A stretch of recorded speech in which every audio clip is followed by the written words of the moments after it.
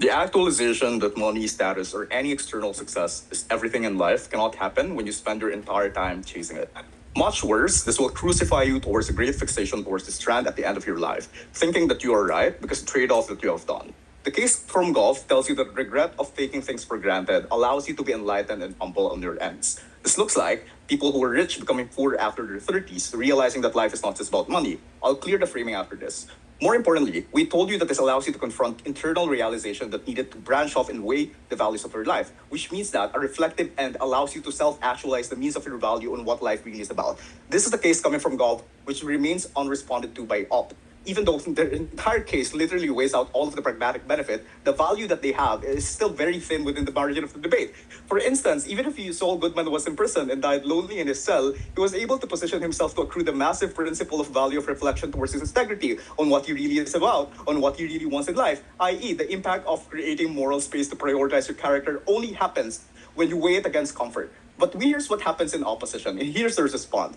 They say that you can have better pragmatic future and you can have a better end and all of the dismissive attempt of them to weigh in isolation, which made this debate so messy. But our response to this is that ends is just useless when you're going to be obsessed with the means that you have done in order for you to reach that end. I.e., when you're chasing comfort at the end of your life, you cannot weigh it against the hardship that you have. Note, in ascending happiness, comfort is not simply enjoyed. It is chased, fought for, and psychologically invested in. The second half's feast becomes proof that the hardship was worth it, which prevents critical reflection on whether suffering itself was avoidable or unjustified. That's why the framing coming from Joseph becomes more crucial in this debate, because this debate is about actualization. You don't transcend the means, you justify them inside opposition. That means that happiness at the end is structurally tied to the scarcity mindset that defined the first half. If your life is oriented towards finally reaching comfort, you cannot meaningfully weigh the comfort against the hardship that you shaped you, which again gained no response from them, and it's too late for their whip to substantiate it because this would allow them to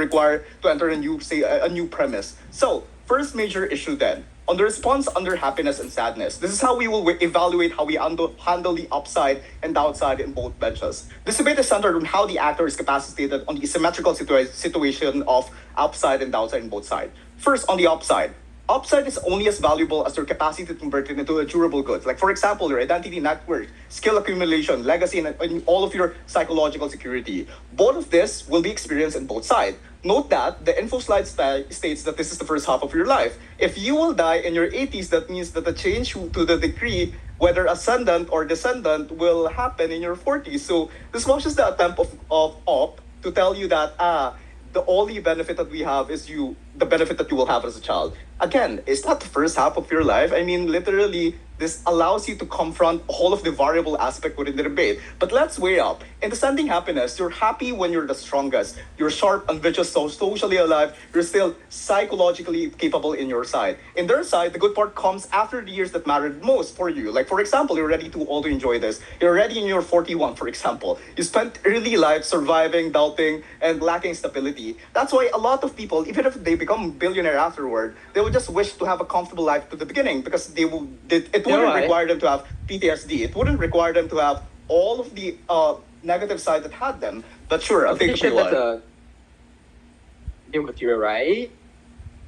It's not a new material, especially if you know the UADC manual, because I'm weighing it through responses. Again, you guys are too novice for this. But yeah, this is why the impact of Joseph remains crucial in this debate. Because in your side, for instance, even if you eventually succeed, that insecurity and unresolved trauma from your early years do not disappear. They precede every achievement that you have. So you have the constant pressure to prove yourself that still sit underneath. This is why the impact of Joseph remains crucial in this debate. Success becomes fragile because it is built on survival mode rather than security. When your drive is rooted in fear and going back to hardship, that means every achievement feels temporary and threatened. Instead of enjoying stability that you are constantly guarding it, which means that the happiness that you reach is anxious rather than anchored. So that's why you will remain hedonistic due to the fear of losing. And second, this means that you're less likely to self-actualize in way due to this fear, which proves the first part of my speech and which proves the impact coming from our debt. Second, on the downside, this is where I'm going to prove why our deputy is important. This is why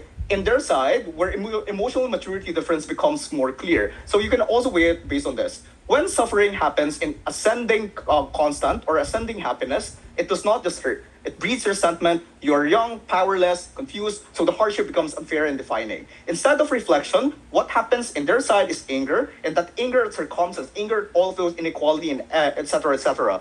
Even if life improves later on, that early rage and insecurity becomes the lens through which you interpret success. So in our model, when hardship comes later, it is processed by a mature, already formed self. You have context, you have memories of flourishing, you already know what it means to be happy, and even if you do have regret, you will say that you are capable of saying, I took things for granted, rather than the world owed me narrative coming from side opposition. So even if both lives contain suffering, the psychological reaction to that suffering is different.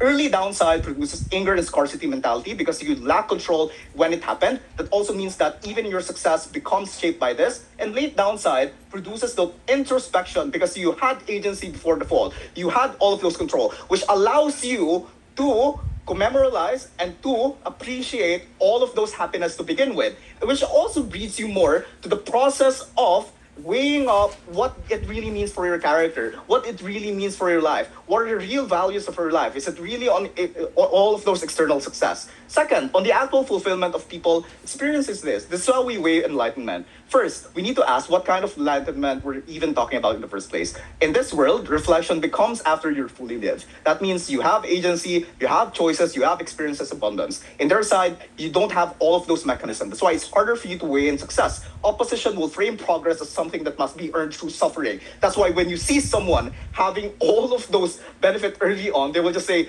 hardship needs to be built with grit, it needs to be built with empathy, it needs to be built with appreciation. That's why you need to go through it through success. So that kind of trauma also responds to how you treat external actor on how they weigh in success. And I think this is kind of harmful, right? Because you can be happy without experiencing all of those hardship to begin with. In comparison, on our side, it allows you to weigh in the value of what you really had without experiencing all of those traumatic values because it weighs up and it compounds afterwards. Even if you do have hardship, at the end, it confronts you with the reality. You build strength and faith with the decline, and it allows you to have all the perspective that you have in life.